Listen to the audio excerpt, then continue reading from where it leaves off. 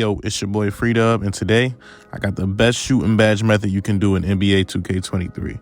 Before we get into it, I just want to talk about a few things that I feel like you should know. First off, if you don't know already, playing on harder difficulties will give you more badge points. So you don't want to just go out and play on rookie because it's going to take real long for you to get badges and VC. So you want to play on a difficulty where you are effective and still get the most bang for your buck.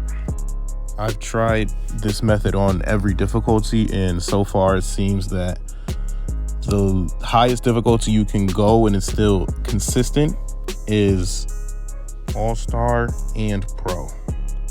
I'll get into more detail on that when I'm explaining how to do the method though. You also want to have a jump shot that you know how to time well, because this is really what you're going to rely on with this method is your ability to time your jump shot. I believe that's all you really need to know before doing this method. You don't need any special dribble moves or animations. So here's what I did against the Grizzlies on All-Star difficulty. I could have done more, but for some weird reason, you get taken off the starting roster in the middle of my career story. It's kind of dumb, but yeah, this is what I did in the short amount of time I had. So with playing on 12-minute quarters and you're a full-time starter, you should be able to put up enough numbers to get like 2 badges a game at least. The key is to just not miss shots. The less shots you miss, the more badge points you'll get. This is why I said get a good jump shot, because it's very important in getting your badges. So here's how you do it.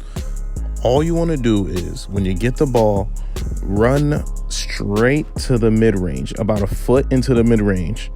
And then once you're there, all you have to do is hold R2 and then flick your right stick back. You'll do like a hop back. And when you get that hop back animation, just shoot the ball. 90% of the time, the AI will not move, or he'll get a very late contest, which means you're just wide open.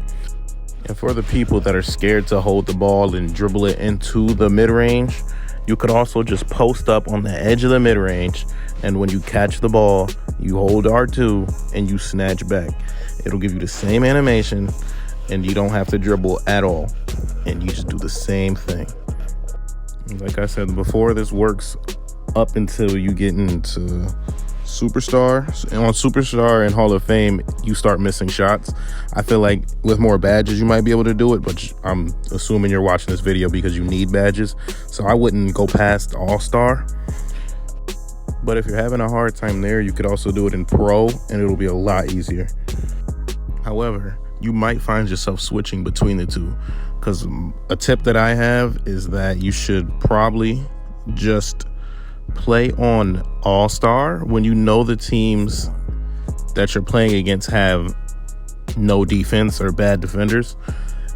When you have a team that has a good defender in your position, I suggest going on Pro, because they will get that contest half the time, if not more. So on games where you're playing against somebody in your position with a high-rated perimeter defense, I would just put that on Pro and then put it on All-Star on the easier teams. So that's pretty much the whole method. It's that simple. But one more tip I have is that just remember to protect your shooting percentage at all costs. If they start shooting doubles, don't keep shooting the ball. Start working on other badges like playmaking and defense, because you don't want to ruin your shooting percentage and then lose all that badge progress you just got. Or you can start using screens, but they still might throw the double at you before you can get a shot off. So I just play it safe and get playmaking or defensive badges or whatever else you might have to work on. But I think I'm going to end it there. Thanks for watching the video. Like, subscribe. It's been your boy Freedub.